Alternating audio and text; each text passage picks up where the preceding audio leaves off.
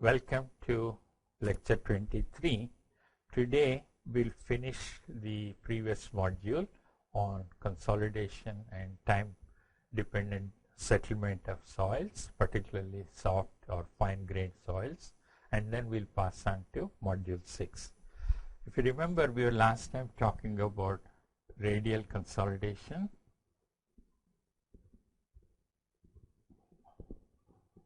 or we should probably say consolidation due to radial flow. Why does it happen? If we have a thick deposit of soft clay, soft soil, let's say H is 10 to maybe 15 meters, very thick. And if we apply load now,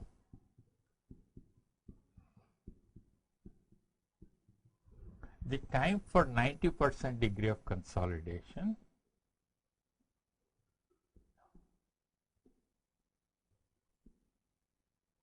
for vertical flow alone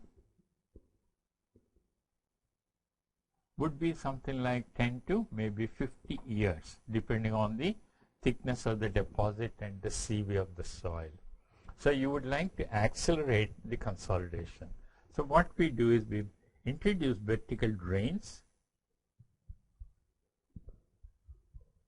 at a regular spacing in a pattern, either triangular or square pattern.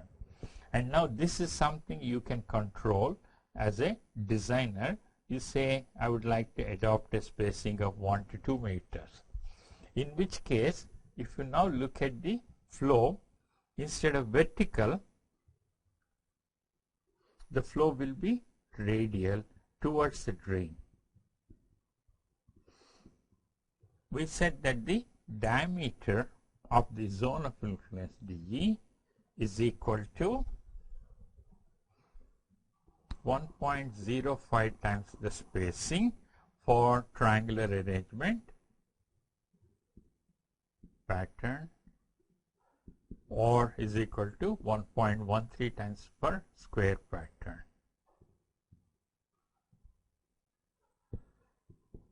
In the good old days, up to about 1990s, we had these as circular sand drains, where you make a hole, fill it with sand, so that water will enter and flow out very easily. In the last 10 to 15 years, we are using what they call as PVDs. These called prefabricated vertical drains.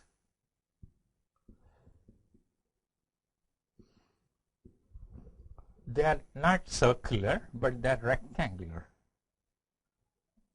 This is about 4 mm, 3 to 4 mm is the thickness, whereas the width is 100 mm. And if you look at the enlarged view, there will be a core inside, and there is a filter so that water can enter, but soil cannot. These are all made of polymers, usually polypropylene,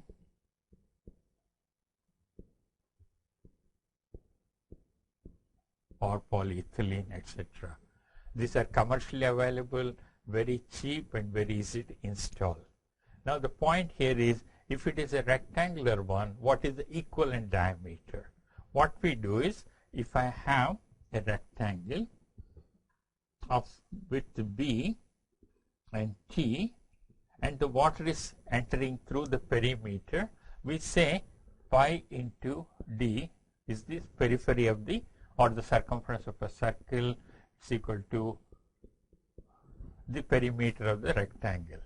So I get the diameter of the well as equal to 2B plus T by pi, and usually this is around 66.7 millimeters.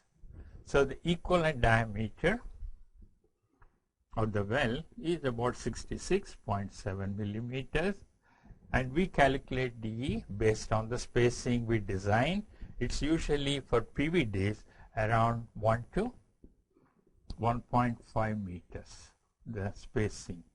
So you can calculate DE, and once you know these two, you calculate N, the ratio of the two. N is equal to D equivalent diameter of the zone of influence by the diameter of the well.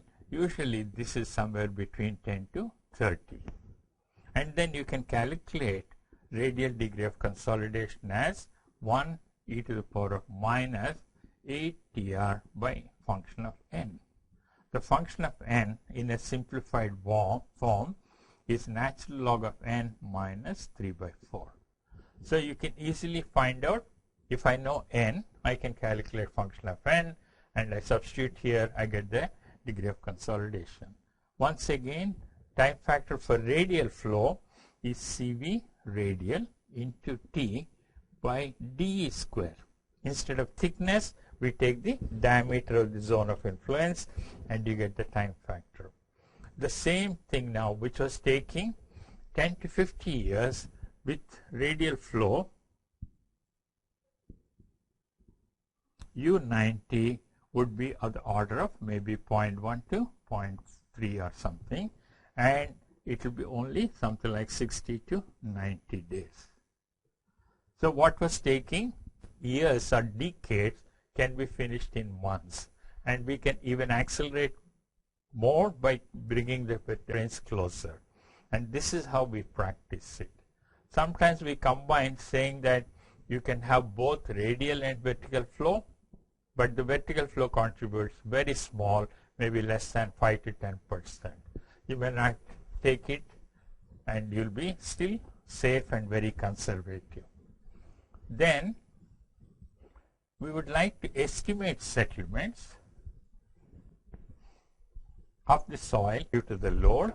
So it's a very simple exercise. Estimation of settlements, or should I say ground rather than just soil.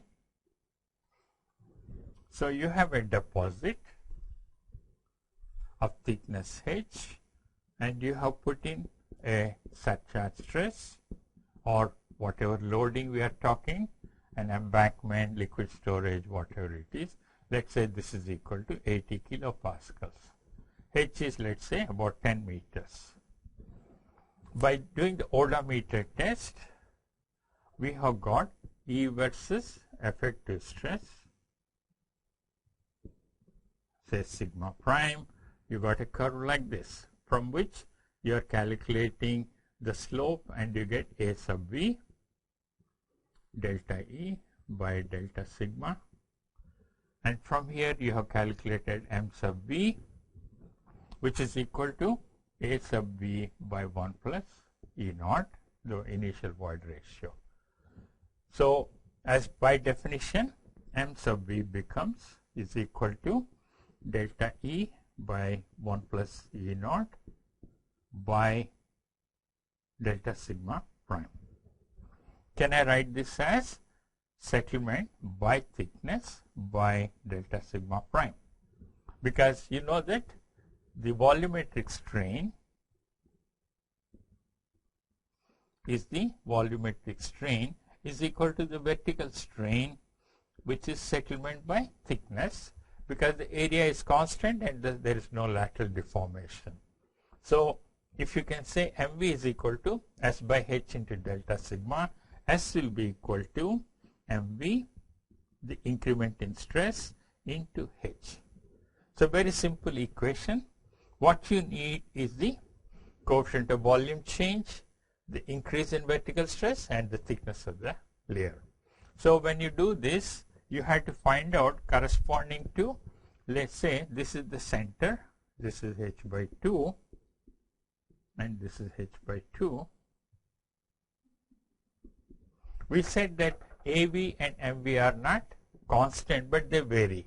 So if I plot, for example, MV, M sub V and effective stress, it decreases with increasing stress, because with additional settlement, soil becomes denser and stiffer.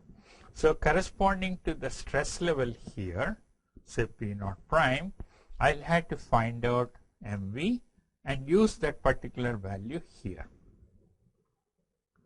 Okay, it's, let's say, some 10 to the power of minus 3, S is equal to MV is 1 into 10 to the power of minus 3, say, by kPa. Then I'll get 10 to the power of minus 3 into 80 kPa, which is this load, and thickness is 10 meters into, if I convert into millimeters, I get this.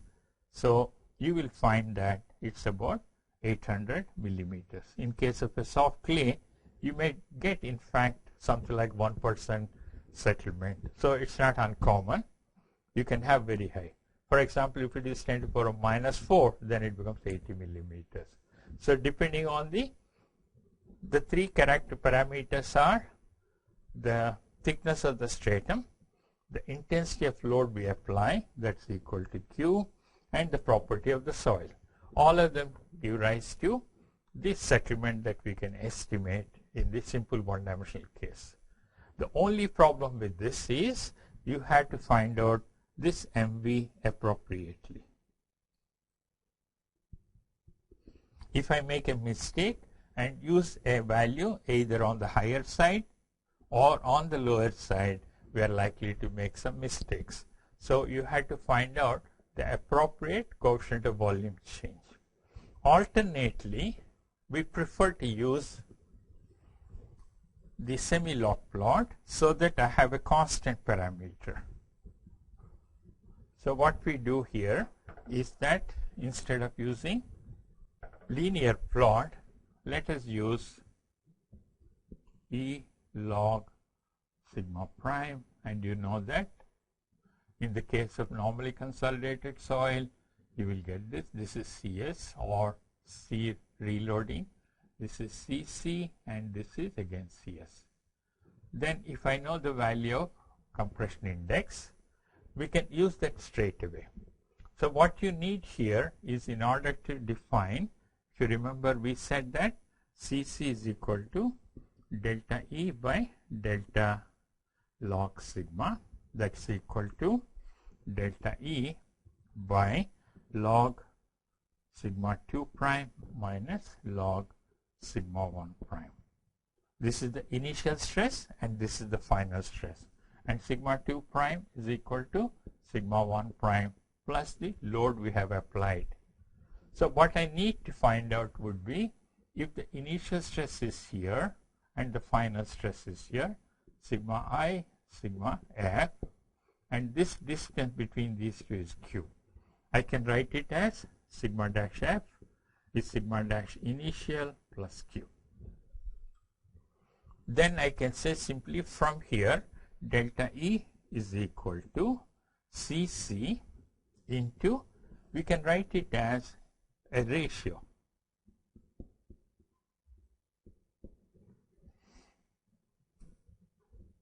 That will be the ratio. And so if I now divide this by 1 plus E naught, I'll get settlement by thickness.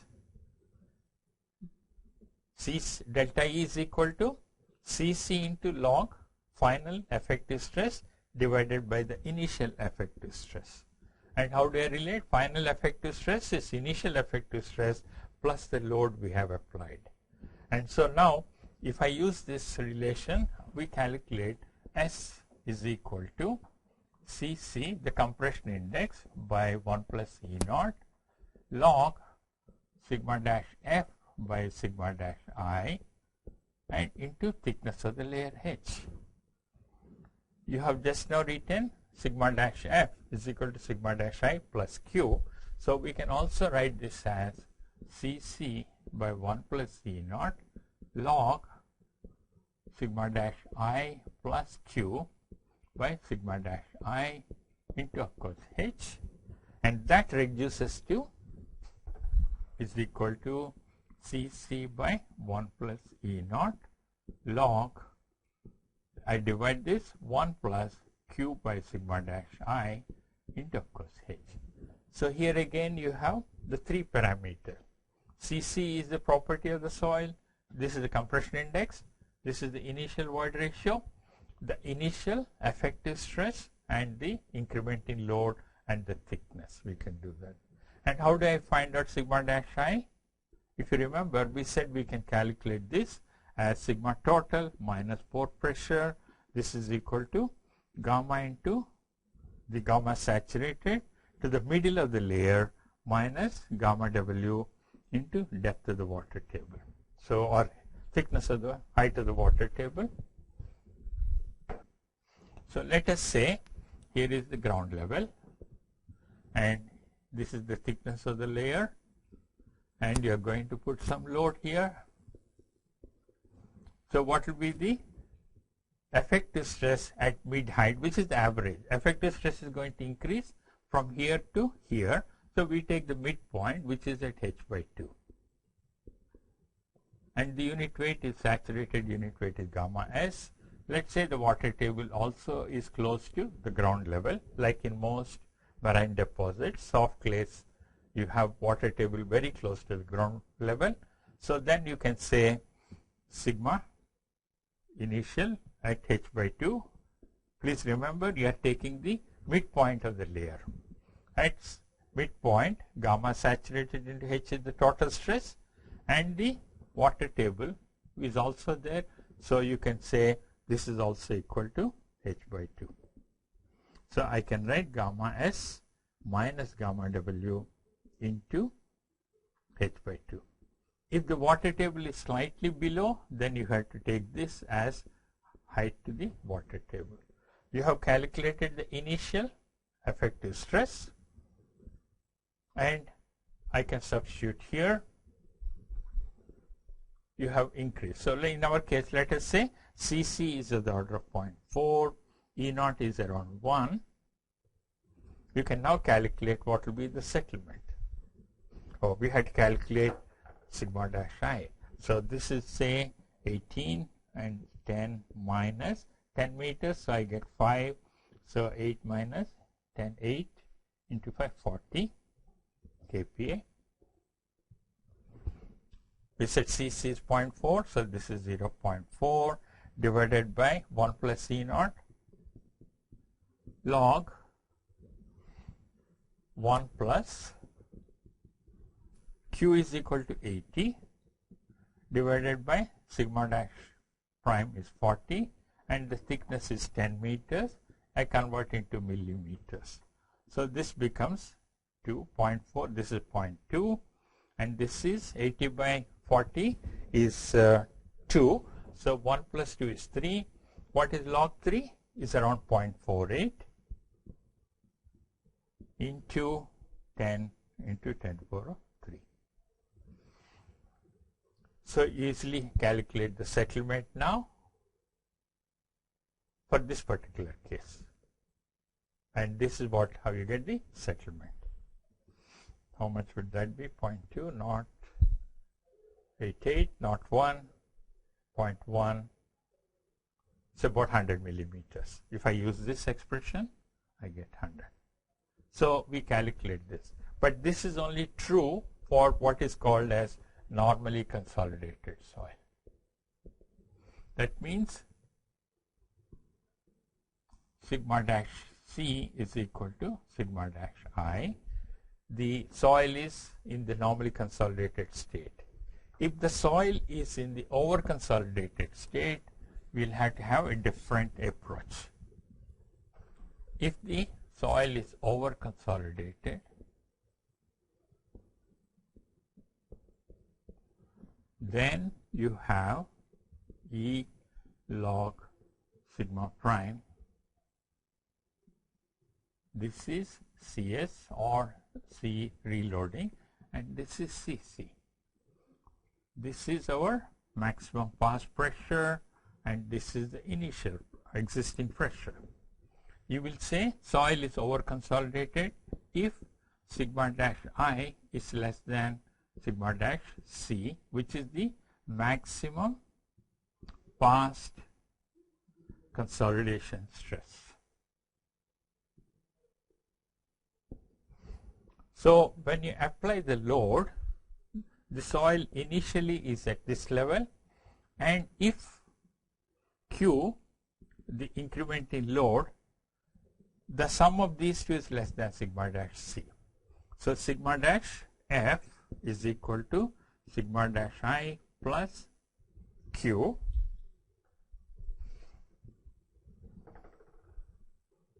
is less than sigma dash C. Let us say the present overburden stress, as we calculated, is 40 kPa, and you are increasing by another 50 kPa, it's 90. If this is less than 120, which is the maximum past pressure, previous stress, with the soil got consolidated, the soil is in the over consolidated state. The deformations are all here, and then instead of using CC, you have to use CR or CS. So settlement is equal to CS by 1 plus C naught log 1 plus Q by sigma dash I into, of course, thickness. Please remember, we have used only the reloading or the swelling slope. Both are supposed to be approximately same because the curve is something like this. So we say the swelling coefficient is equal to the reloading coefficient. Most often it happens when you increase the load, part of the load is on the reloading and part of it is on the first loading or virgin loading, which means you have to use both CS and CC. What is that situation? I have E log sigma prime, and the curve is something like this. So initial value is sigma dash I is here, and Q, and this is sigma dash F, and here is our sigma dash C. So you can see that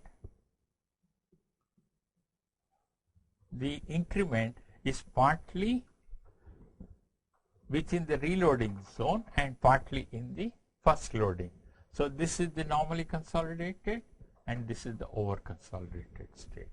What we then say is I have to add these two components, settlement here and the settlement here. Say delta E1, delta E2. For that, we rewrite this equation as settlement is equal to the initial value sigma dash I, the final is sigma dash C. So I say CS by 1 plus E naught log sigma dash C by sigma dash I into, of course, H. This is the first part, the settlement in the reloading zone, plus now CC by 1 plus C naught, and for this part of the curve, the initial is at sigma dash C and the final is sigma dash F. So you have to say log sigma dash F by sigma dash C into H. Please note that for the reloading, you are using the swelling coefficient or the reloading coefficient, and for the first time when the soil is experiencing new load, and that load is only from sigma dash C to sigma dash F. So this we write as equal to CS by 1 plus E naught log, you know that sigma dash C by sigma dash I is nothing but OCR, over consolidation ratio, into H, plus CC by 1 plus E naught, and sigma dash F is sigma dash I plus Q. So log sigma dash I plus Q divided by sigma dash C into H. So remember, you have to add the two components. If OCR is 2, you put this and multiply by the thickness. Why is it necessary? Because the slope CS is very small compared to CC. So you have to account for that while calculating the settlements. So please remember, if you have an over-consolidated soil and the applied stress straddles between the reconsolidation and reloading and virgin consolidation, you have two components which have to be estimated separately. That finishes the module 5 on consolidation. Now we'll pass on to module 6, which is one of the most important modules because this talks of strength of soil.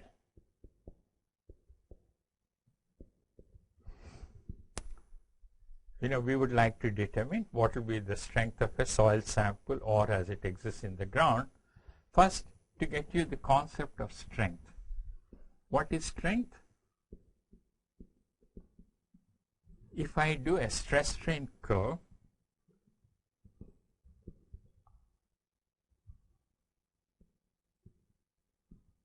the maximum stress the material can withstand is called the strength. So the definition of strength is maximum strength a material can withstand. So suppose you take a steel rod and apply a tensile force, or you take the same steel rod, apply a compressive force, sigma. And let us say this sigma is about 415 megapascals. Can it withstand any stress above the maximum value? It will break, it will collapse, or whatever it is. That is why we define it as the maximum stress. Sorry, it's not maximum strength, maximum stress.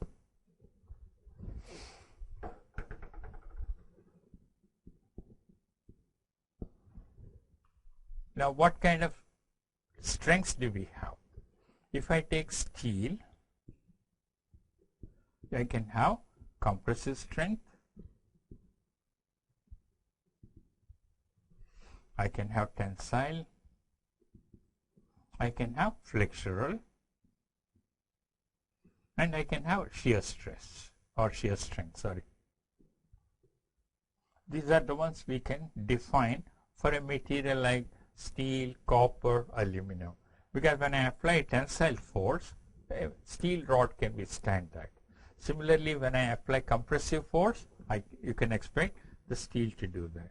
Thirdly, if I have a steel beam and apply load, I can see that it can deflect and find out the maximum flexural strength.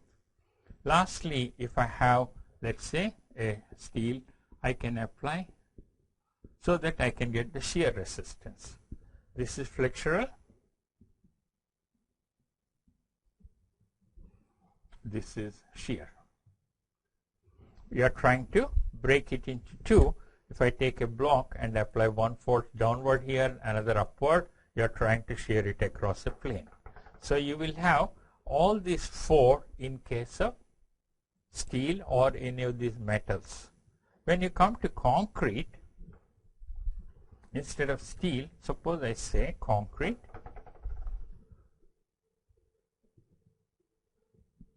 it can have compressive strength, it can have shear strength, but no or very little tensile and flexural strength. You know that concrete is very weak in tension, and if the material is weak in tension, when it bends, it will develop cracks on the tensile side. For example, again, if you look at any, say, flexible one, if I try to bend it, the tension comes on the bottom. I know how to show you. Yeah, here is the, if I bend it, you get compression on the top and tension on the bottom, and the material which is weak in tension will crack. So concrete can have compression and shear, and in order to introduce this resistance, we have reinforced cement concrete. In which case you can have both, because here the reinforcement in terms of form of steel bars will take care of tension. But when you come to soil, let's look at soil, which is grains here, which are all packed inside. Can we even make a cube? Can soil have compression, tension, or flexure?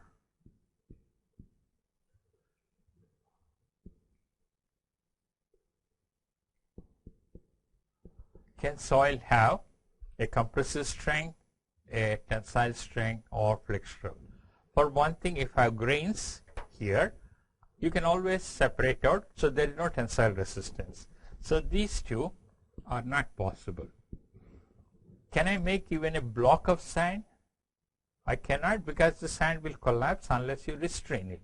So soils also do not have compressive strength unless you have a fine-grained soil with some water which you can make into a cylinder or a block.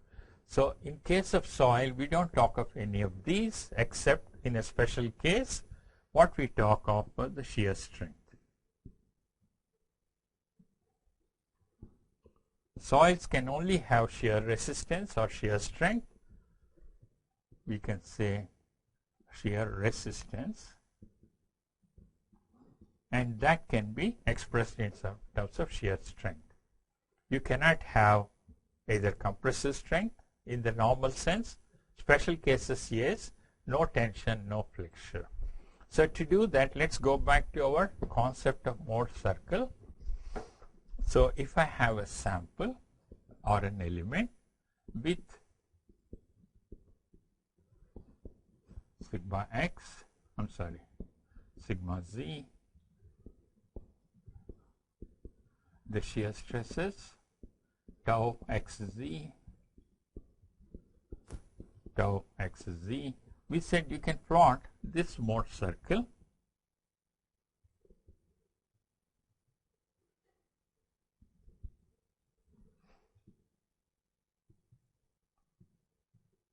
I'm plotting on the sigma tau axis. We know how to calculate sigma 1. This is sigma 2, the major principal stress and the minor principal stress.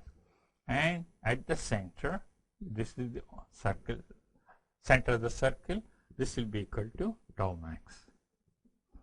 We know how to calculate sigma 1, sigma 2, and the orientation of the principal stresses, etc. So we try to make use of this mode circle in order to find out the strength of soils, and we also talked about the stress point. Instead of drawing the whole circle, if I take the stress point A, what are the coordinates? Please remember, we also defined two terms. P is equal to sigma 1 plus sigma 2 by 2. Q is equal to sigma 1 minus sigma 2 by 2. If I'm using effective stresses, I'll use sigma 1 prime plus sigma 2 prime by 2, and Q prime is equal to Q sigma 1 prime minus sigma 2 prime by 2, because the pore pressures get cancelled. So we end up getting the stress point, and if you have the stress point, we can plot the stress path. What is the stress path? So if I have P and Q, or P prime and Q, you have the point here. By increasing the stress, it keeps going up. Let us say, in terms of mode circle, let us plot again. So the stress point keeps moving. So I can plot the path it takes in the PQ space, and that is called the stress path.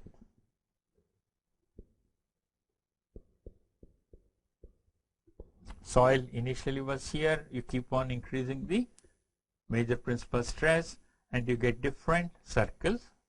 So the path it takes is given as the stress path. So let us now think in terms of mode circle in order to find out the strength of the soil. So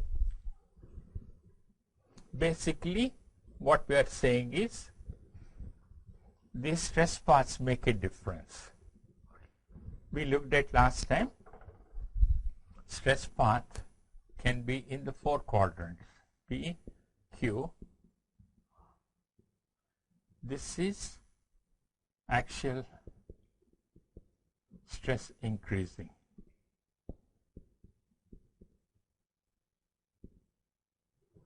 First quadrant, second quadrant, third, fourth. Here you have unloading like we get in excavation.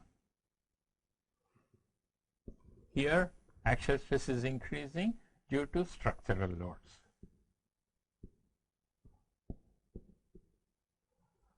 If I have the ground here and I am constructing a building, as you keep on adding different floors, the weight is increasing and you find that the vertical stress is increasing.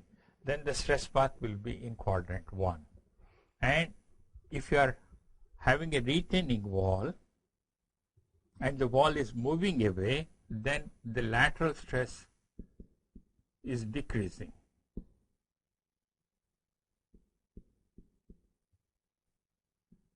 And if you are pushing the wall to the right, lateral stress is increasing. We'll write in a slightly different way, more clear for you. First, second, third, fourth. Here you have the stress path. Shall I say delta sigma 1 is increasing, delta sigma 3 is constant. Delta sigma 3 is decreasing, delta sigma 1 is constant. Here delta sigma 1 is decreasing and delta sigma 3 is constant. Whereas here delta sigma 3 is increasing, delta sigma 1 is constant. So depending on how you look at it, I have the simple situation sigma 1 and sigma 3. If the vertical stress is increasing, the stress path will be in quadrant 1. If the horizontal stress is decreasing, we will have active earth condition and quadrant 2. If the vertical stress is decreasing instead of increasing, suppose I have the ground here, I had to excavate 10 meters and remove the soil. I am removing it. Look at the soil sample. Here initially there is a weight or stress, and that stress gets reduced. That's why we say in the third quadrant it represents the excavation. And the fourth quadrant is when you are pushing the wall to the soil, then the horizontal stress increases. It can increase and even become greater than sigma 1. We look at these differently at different stages, but basically in real life these are all the possible stress changes and stress paths.